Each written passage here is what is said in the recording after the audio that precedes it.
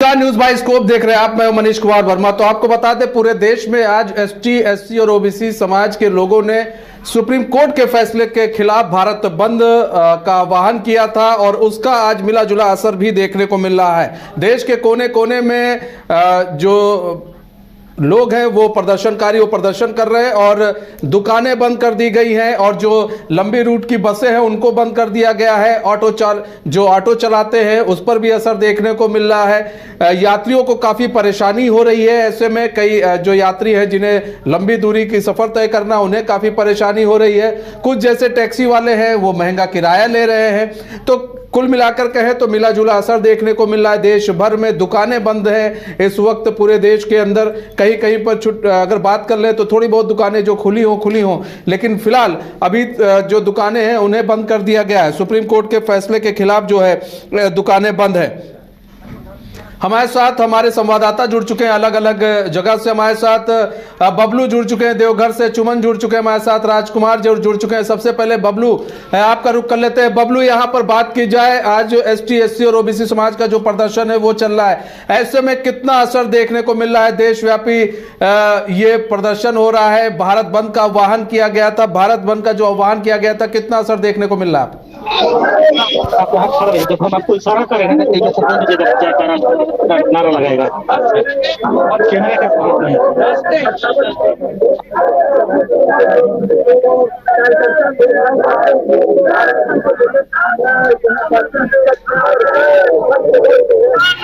का आलम है। ठीक है बबलू, आपकी आवाज नहीं आ रही अभी। हम अब बबलू आपकी आवाज नहीं आ रही है। हम बात कर ले चुमन के पास चलते हैं। चुमन, किस तरह के हालात देखने को मिल रहे हैं? चुमन, भारत बंद का आह्वान किया गया था। चुमन जी मनीष, मैं आपको बता दूं कि ये एससी एसटी को लेकर, अनुसूचित जाति को लेकर के पूरे भारत बंद का आह्वान किया गया। मैं बोकारो के नया मोड़ पर अभी आपको मैं तस्वीरों के माध्यम में दिखलाना चाहता हूँ, जो कि आरजेडी के कार्यकर्ता है, जो कि इन्होंने सुबह से ही धरना दिया है। अगर मैं आवागमन की बात करूं तो आवागमन बिल्कुल ठप है। जो भी यात्री, आपको मैं इधर दिखलाना चाहूंगा कि जो भी यात्री हैं ये पैदल अपने स्थल तक जाना पसंद कर रहा है, लेकिन गाड़ी का परिचालन बंद है और यहाँ पर चारों तरफ से नाकाबंदी कर दी गई है। बस सेवाएं की बात करें, जैसे कि बाहर से आने वाले लोगों को, तो बाहर से भी गाड़ियां नहीं आ रही है और बोकारो से भी कहीं भी गाड़ियां नहीं जा रही है। जी मनीष। अच्छा, यहाँ पर बात की जाए, दुकानें बंद है। अच्छा, प्रदर्शनकारी क्या वहां कोई दिख रहा है? जी, प्रदर्शनकारियों का प्रदर्शन यहाँ पर है, चारों तरफ से बंद किया गया है। और ये बात कीजिएगा, इनसे बात कीजिए, क्या मांगे, क्या सुबह से ही धरना पर लगे हुए हैं और ये धरना दे रहे हैं। एससी एसटी संविधान से जो छेड़छाड़ हुआ है उसको लेकर के ये धरना पर आज जो भारत बंद को लेकर उतरे हैं। तो हम आरजेडी के राष्ट्रीय अध्यक्ष यह है प्रदेश महासचिव, इनसे हम बात करें और जानना चाहेंगे कि क्या इनकी मांगे हैं। भारत की आरक्षण विरोधी सरकार ने जिस नीति के तहत दलितों के आरक्षण को, एससी एसटी के आरक्षण को तोड़ने की कोशिश किया जा रहा है, संविधान में तोड़ मरोड़ करने की कोशिश की जा रही है, न केवल दलितों बल्कि पिछड़ों के आरक्षण में भी इसी तरीके से तोड़ मरोड़ किया गया था। इसलिए हम राष्ट्रीय जनता दल के तमाम नेता और कार्यकर्ता आरक्षण को बंटने नहीं देंगे, आरक्षण का टुकड़ा नहीं होने देंगे और दलितों के आरक्षण को, समस्त आरक्षण जो बाबा साहब ने दिया था, उसको अक्षुण्ण बनाए रखने के लिए हर संभव प्रयास करेंगे। सड़क से लेकर के संसद तक अपनी लड़ाई को जारी रखेंगे। अपने नेता लालू यादव के नेतृत्व में, तेजस्वी यादव के नेतृत्व में राष्ट्रीय जनता दल न केवल दलितों पिछड़ों का बल्कि पूरे समाज का लड़ाई लड़ता है और इस लड़ाई का, इस परचम को हम आगे बढ़ाएंगे। दलितों के आरक्षण को किसी कीमत में बंटने नहीं देंगे। तो क्या मांग है? जिस तरह से कि संविधान से छेड़छाड़ हुआ और इस तरह से आप लोग ये रोड पर उतरे हैं, तो क्या आगे क्या चाहते हैं आप लोग? हम लोग ये चाहते हैं कि जिस तरीके से दलितों के आरक्षण में विभेद पैदा किया जा रहा है, दलितों का आरक्षण को तोड़ने की कोशिश हो रही है, उसको टुकड़ा में बांटने का किया जा रहा है। इसके पहले आपने देखा होगा कि पिछड़ी जातियों को आरक्षण क्रीमी लेयर में तोड़ करके उसको कमजोर किया गया है। दलित एक बहुत बड़ी आबादी है और उस आबादी को भी आरक्षण के नाम पर टुकड़ा किया जा रहा है ताकि उसकी ताकत को कम किया जा सके। ठीक है चुमन, ओबीसी के ताकत चुमन ठीक है, आप बने रहिए हमारे साथ। हम शशांक, ठीक है चुमन, हम आते हैं आपके पास।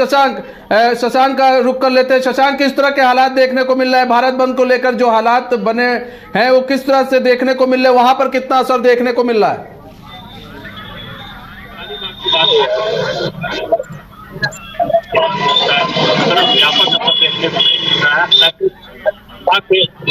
समुदाय ने बंद बुलाया था। लोगों ने सतर्कता के तौर पर आज अपनी गाड़ियां कम निकाली है, लेकिन हजारीबाग के सबसे व्यस्त चौराहे अनदर चौक पे है अभी, और यहाँ पर आपको दिखाई दे रहा होगा सब कुछ सामान्य है। दुकानें भी खुली है। यहीं पे हजारीबाग का एक सबसे बड़ा कॉलेज कह ले, अनदर कॉलेज है, वह भी खुला है और सभी चीजें सामान्य तरीके से चल रही है। हजारीबाग में जो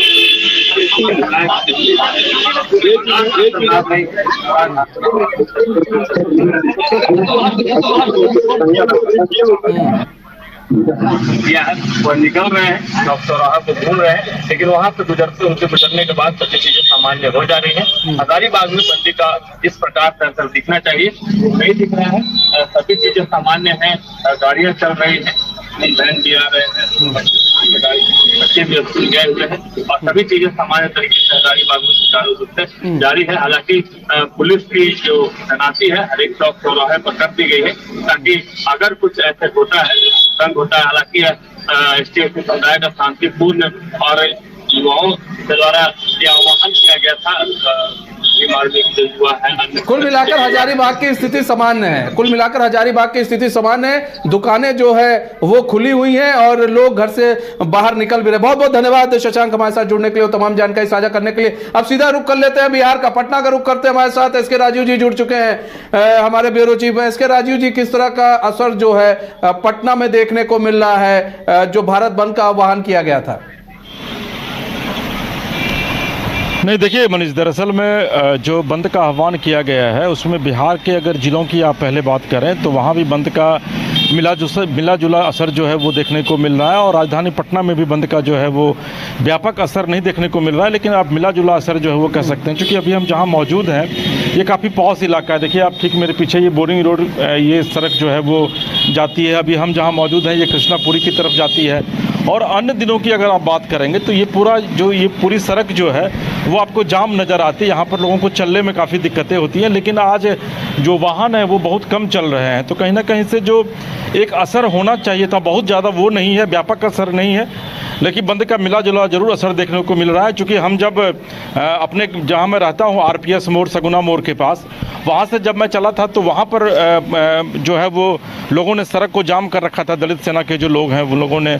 तो वहाँ पर लोगों को काफ़ी दिक्कतें हो रही थी। और जो राजा बाज़ार का जो इलाका है, काफ़ी पॉश इलाका है, वहाँ पर भी इक्की दुक्की गाड़ियाँ ही चल रही थी। लेकिन अगर आप ये बोरिंग रोड और कंसर्न इलाके की बात करेंगे तो यहाँ पर बंद का वैसा असर देखने को मिल रहा है। यानी कि राजधानी के अलग अलग हिस्सों की अगर आप बात करें तो राजधानी का जो बाईपास का जो इलाका है उन इलाकों में बंदी का असर दिख रहा है। वहाँ गाड़ियों की एक लंबी कतार जो है वो नेशनल हाईवे पर लगी हुई है। लेकिन प्रॉपर अगर आप राजधानी की बात करेंगे तो जो बेली रोड है, जिसको कि नेहरू पथ का नाम दिया गया है, उसमें जो है वो बंद का हल्का असर देखने को मिल रहा है। गाड़ियाँ अभी भी चल रही हैं, लेकिन जिस तरीके से राजधानी में अन्य दिनों गाड़ियाँ चला करती थी उसके मुताबिक ट्रैफिक जो है वो आज थोड़ी सी सुस्त जरूर है, थोड़ी धीमी जरूर है। तमाम संगठन के लोग, चूँकि RJD ने इस बंद को अपना समर्थन दिया है, कांग्रेस ने बंद को अपना समर्थन दिया है, चिराग पासवान की पार्टी LJP-R ने भी बंद को अपना समर्थन दिया है। हालांकि चिराग पासवान की पार्टी के लोग जो है वो बड़ी संख्या में सड़कों पर नज़र नहीं आए हैं। RJD के लोग जो हैं वो निश्चित तौर पर सड़कों पर नज़र आए, लेकिन वो आम लोगों को ये लोग डिस्टर्ब नहीं कर रहे थे। जो लोग जा रहे थे उनको जाने दिया जा रहा था, लेकिन यह अपील लोगों से ज़रूर की जा रही थी कि भाई आरक्षण के मुद्दे को लेकर के आज पूरा भारत जो है वो बंद किया गया है, तो कम से कम आम लोगों का समर्थन जो है वो ज़रूर मिलना चाहिए। लेकिन जो कयास लगाए जा रहे थे कि बड़ी व्यापकता के साथ जो है आज का बंद जो है वो होगा, पूरा स्ट्राइक रहेगा, ट्रैफिक जो है वो एकदम नहीं चलने दी जाएगी। तो वो सब वैसा बंद जो है वो राजधानी पटना में कम से कम देखने को नहीं मिल रहा है। लेकिन पटना के बाहर की अगर आप बात करेंगे तो निश्चित तौर पर बिहार के कुछ जिलों में बंद का व्यापक असर देखने को मिल रहा है, जहाँ पर कि ट्रेन को भी रोक दिया गया है, सड़कें लगभग सुनसान है, सड़कों पर टायर जला करके जो है वो लोग विरोध कर रहे हैं, प्रदर्शन कर रहे हैं। तो कुल मिलाकर आप ये कह सकते हैं कि बिहार में बंद का असर है, लेकिन बंद का असर वो व्यापकता लिए हुए नहीं है जिस व्यापकता की उम्मीद की जा रही थी। अच्छा, एक चीज और भी हम देखिए, यहाँ पर तो साफ साफ प्रधानमंत्री ने एक चीज कह दी थी कि आरक्षण के साथ कोई छेड़छाड़ नहीं होगी। अब बाबा भीमराव अम्बेडकर ने जो संविधान बनाया है, जो आरक्षण दिया है, उसमें कोई छेड़छाड़ नहीं कर सकता, वो चाहे खुद हो चाहे कोई हो, उसमें कोई छेड़छाड़ नहीं होगी, इस तरह की तो उन्होंने पहले ही बात कह दी थी। फिर भी ये प्रदर्शन करने की जरूरत क्यों आन पड़ी? नहीं, देखिए, मुझे लगता है कि पूरे तरीके से आरक्षण का पॉलिटिकलाइजेशन कर दिया गया है, राजनीतिकरण कर दिया गया है। और आप देखिए कि जो सुप्रीम कोर्ट ने जो क्रीमी लेयर को लेकर के सवाल खड़ा किया था, और ये कोटे के भीतर कोटे की बात जो सुप्रीम कोर्ट की तरफ से कही गई थी, उसको लेकर के प्रधानमंत्री ने तो ये साफ कह दिया। जब 100 सांसद जब सत्ता पक्ष और विपक्ष के प्रधानमंत्री से मिलने के लिए गए हुए थे, तो उन्होंने ये साफ क्लियर कर दिया था कि भाई क्रीमी लेयर को समाप्त करने का कहीं से कोई प्रोविजन नहीं है, और किसी भी कीमत पे केंद्र सरकार जो है वो उसके पक्ष में नहीं है। यानी कि सुप्रीम कोर्ट अगर इस तरीके का कानून पास भी करती है या आदेश देती भी है, तो लोकसभा में ला करके उसको पलटने की पूरी तैयारी है नरेंद्र मोदी सरकार ने कर रखी थी। वहीं दूसरी तरफ आप कल देखिए कि लेटरल सिस्टम को लेकर के जो एक सवाल खड़ा किया जा रहा था, 17 तारीख को उसकी जो वैकेंसी यूपीएससी की तरफ से निकाली गई थी, उसको भी कल विधिवत जो है उसको विड्रॉ कर लिया गया। यूपीएससी को यह आदेश दिया गया है कार्मिक एवं प्रशासनिक विभाग की तरफ से कि भाई आप उस 45 जो आपकी वैकेंसी है यूपीएससी की, उसको आप रद्द कीजिए।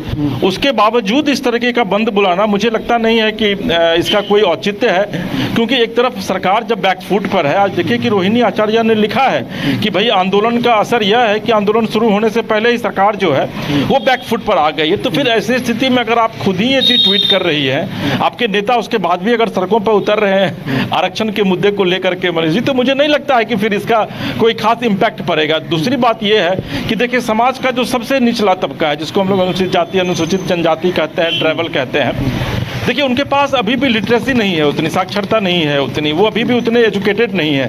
और यही वजह है कि तथाकथित जो कुछ नेता है जिनको कि आरक्षण को लेकर के अपनी सियासी रोटी सेकनी है, सियासत को हमेशा जिंदा रखना है, वैसे लोग उनके पास जाकर कहते हैं और वो कहते हैं कि भाई देखिए जो सवर्ण लोग जो हैं इस देश में वो आपकी हकमारी कर बैठे हैं। जबकि आप अंदाजा लगाइए कि आज की तारीख में जो संविधान 1953 में जो संविधान में प्रावधान किया गया था डॉक्टर भीमराव अंबेडकर, डॉक्टर सच्चिदानंद सिन्हा, राजेंद्र प्रसाद के द्वारा, उसके मुताबिक 50% आज भी आरक्षण मिल रहा है। बिहार में आरक्षण का दायरा बढ़ाकर 65% किया गया, उसको हाईकोर्ट ने रिजेक्ट कर दिया, सुप्रीम कोर्ट ने भी रिजेक्ट किया और सितंबर में फिर उसकी सुनवाई होनी है। तो एक बड़ा सवाल यह है कि भाई क्रीमी लेयर के मामले को लेकर के अगर अपोजिशन जाता है प्रधानमंत्री के पास और उसमें दलित चेहरा भी होते हैं, तो आप क्रीमी लेयर को समझने की आवश्यकता है मनीष जी। दरअसल में सुप्रीम कोर्ट ने जो टिप्पणी की वह उन्होंने यह कहा कि भाई रामविलास पासवान अगर शेड्यूल कास्ट हैं और वो पिछले 50 साल से राजनीति में हैं, तो वो अब आरक्षण का लाभ क्या उनके बेटे चिराग पासवान को मिलना चाहिए? क्या आरक्षण का लाभ चिराग पासवान के बेटे को मिलना चाहिए? तो वाकई में अगर यही परिवार आरक्षण का लाभ लेता रहेगा तो फिर समाज का जो पासवान जाति में जो सबसे निचले तबके का जो व्यक्ति है उसको तो आरक्षण का लाभ नहीं मिल पाएगा। मुझे ये बताइए कि सुप्रीम कोर्ट ने इसमें गलत टिप्पणी कहाँ की है? वाकई में संविधान में जो संविधान की जो मूलभूत अवधारणा है, जो मूलभूत उसका ढांचा है, जो स्ट्रक्चर है, उसमें यह साफ कहा गया है कि भाई समाज के सबसे जो निचले तबके का जो कमजोर और उपेक्षित व्यक्ति है उसको जब तक आरक्षण का लाभ नहीं मिल जाता है तब तक बाबा भीमराव अंबेडकर के सपने पूरे नहीं होंगे। तो अगर सुप्रीम कोर्ट क्रीमी लेयर को लेकर के सवाल खड़े करता है तो उसमें इन नेताओं को मिर्ची क्यों लगती है? और आश्चर्य की बात यह है कि इस पूरे मामले में प्रधानमंत्री भी इनकी बात को मान रहे हैं और वो भी कह रहे हैं कि नहीं भाई, जो सुप्रीम कोर्ट ने जो आदेश किया है उस आदेश को हम नहीं मानेंगे। यानी कि जो तथाकथित जो 10% जो शेड्यूल कास्ट और ओबीसी में जो बड़े नेता हैं, जो बड़े अधिकारी हैं, उनके बेटे कल भी लाभ ले रहे थे, आने वाले दिनों में भी उनकी पीढ़ियां लाभ लेती रहेंगी।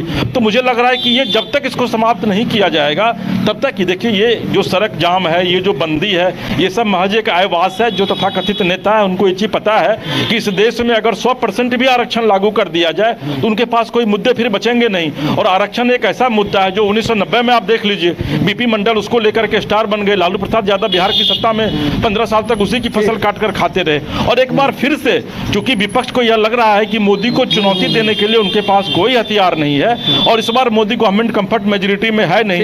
यही वजह है कि अब वो कभी आरक्षण के मुद्दे को उठाते हैं और आने वाले दिनों में भी मनीष जी आप देखिएगा कि आरक्षण का मुद्दा लगातार उठता रहेगा। मैं 2 मिनट आपका वक्त और लूंगा। आज देखिए कि किसान नेता राकेश टिकैत हैं, उन्होंने कितनी गंदी टिप्पणी की है। उन्होंने कहा कि भाई मैं तो बांग्लादेश वाली स्थिति 2020 में ही यहाँ पैदा कर देता जब मैं 25 लाख किसानों को लेकर के लाल किला को घेरने लोकसभा को घेरने चला था। मुझे यह बताइए कि क्या इसी से ये सिस्टम चलेगा कि आप हिंदुस्तान जैसे मजबूत लोकतांत्रिक देश को बांग्लादेश की राह पर ले जाना चाह रहे हैं? तो ये कई ऐसे अनुत्तरित सवाल हैं जिसका जवाब कम से कम जो विपक्ष के नेता देखिए ऐसा समझने की बात है कौन कितना समझ रहा है। ठीक है, हम चलते हैं यहाँ पर बात कर ले, राजकुमार के पास चलते हैं, धनबाद लिए चलते हैं आपको। यहाँ पर राजकुमार, किस तरह का असर देखने को मिल रहा है? अब बात करें यहाँ पर, आप पीछे जेएमएम के झंडा लेकर कुछ लोग हैं, जेएमएम के शायद कार्यकर्ता है वहां झंडा लेकर है, तो भारत बंद को लेकर किस तरह का असर देखने को मिल रहा है?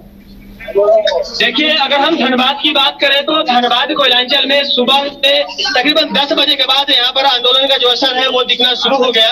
अगर हम बात करें एनएच की तो एनएच स्मूथ है, लेकिन शहरी क्षेत्र में जिला मुख्यालय रणधीर वर्मा चौक पर आज जो यहाँ आंदोलन है उसका असर देखने को मिल रहा है। सबसे पहले जय भीम के नारे के साथ बीएसपी से जुड़े हुए कार्यकर्ताओं ने और अन्य जो भीम आर्मी से जुड़े हुए लोग हैं वो सड़क पर आए। कुछ देर पहले यहाँ पर जेएमएम से जुड़े हुए जो सत्ताधारी पार्टी के नेता हैं वो लोग नजर आ रहे हैं और इन लोगों के द्वारा भी थोड़ी देर पहले आक्रोश मार्च निकाली गई है और आरक्षण में जो वर्गीकरण की प्रक्रिया हुई है एसटी का, उसका विरोध किया गया है। सामने में जिला अध्यक्ष लक्ष्मी सोरेन है, साथ में जिला सचिव भी हमारे साथ है। इसे हम इन लोगों से रूबरू होते हैं।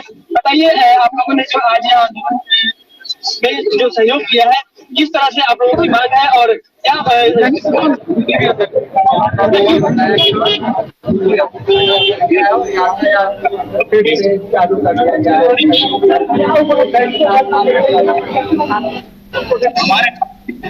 ने इसे समर्थन दिया है और निश्चित रूप से भारतवर्ष के अनेक पार्टी ने समर्थन दिया, जिससे आज धनबाद में देख रहे हैं कि पूरा संपूर्ण धनबाद बंद है।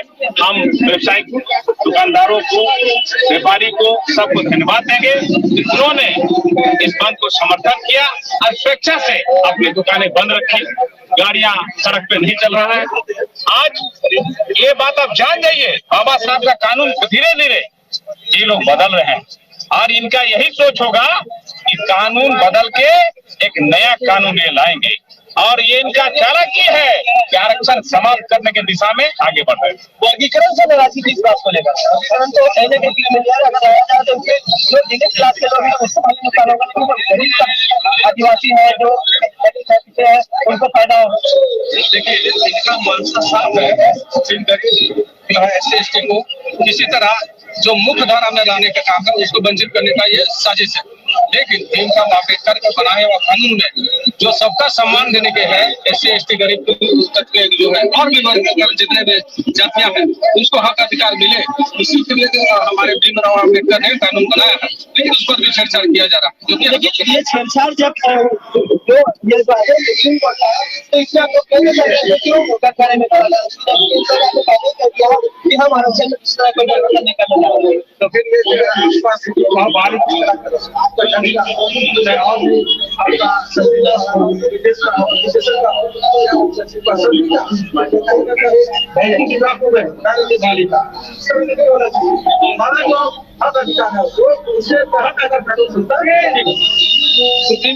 कहना चाहेंगे भारतीय जनता पार्टी को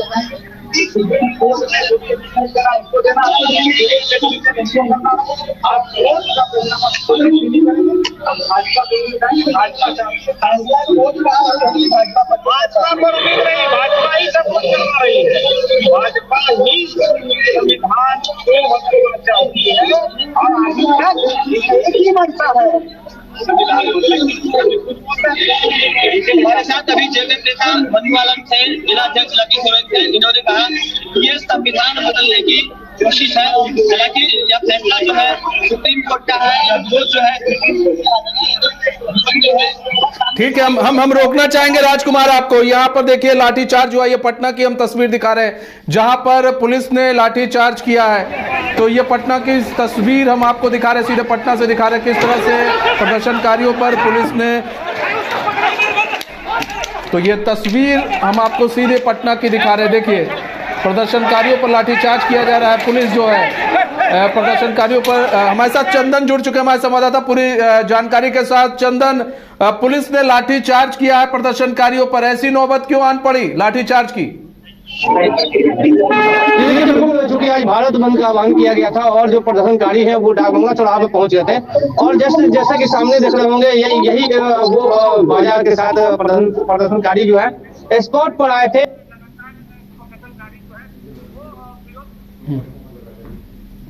लगता है चंदन से हमारा संपर्क टूट गया, हम दोबारा संपर्क साधेंगे। तो ये देखिए यहाँ पर जो प्रदर्शनकारी हैं उन पर लाठीचार्ज किया गया और ये सीधे तस्वीर हम आपको दिखा रहे हैं किस तरह से प्रदर्शनकारियों को खदेड़ा जा रहा है। पुलिस उनके पीछे पीछे है और ये देखिए किस तरह से प्रदर्शनकारी पर लाठी बरसाते पुलिस जो कर्मी हैं और यहाँ पर हाथों में झंडा लेकर प्रदर्शनकारी जो है प्रदर्शन कर रहे थे और इसी दौरान जो है पुलिस ने लाठीचार्ज किया।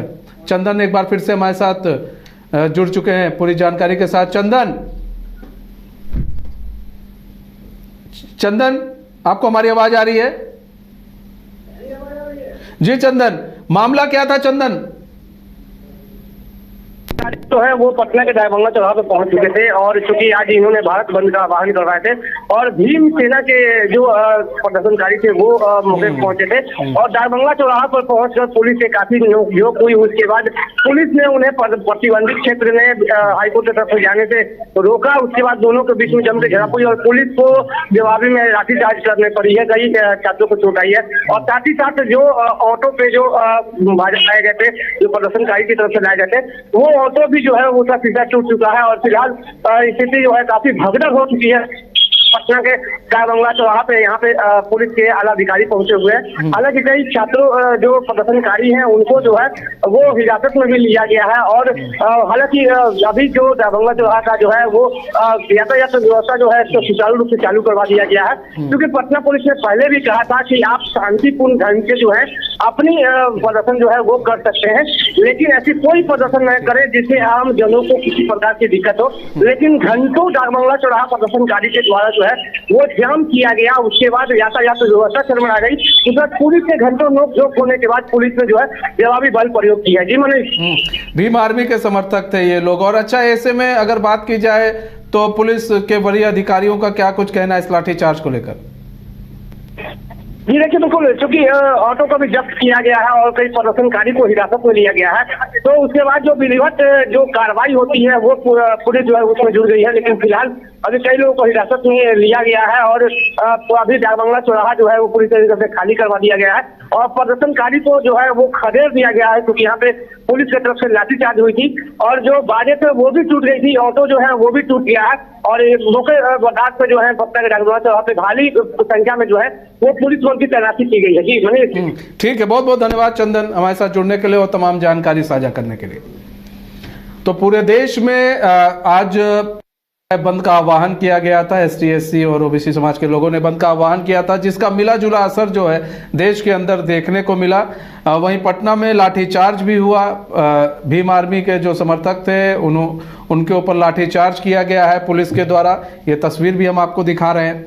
तो फिलहाल कुल मिलाकर मिला जुला असर देखने को मिला। जिस तरह से भारत बंद का आह्वान किया गया था और कहा गया था कि दुकानें बंद कर दी जाए, तो कहीं कहीं पर दुकानें बंद देखी गई, कहीं कहीं पर दुकानें खुली रहीं, कहीं कहीं पर स्थिति एकदम सामान्य देखी गई। तो हम आपको लगातार जो है हर जिले से जो है कोशिश कर रहे हैं, अपने जो हमारे रिपोर्टर हैं, हमारे जो संवाददाता हैं, वो आपको हर जिले की तस्वीर से रूबरू करा रहे थे।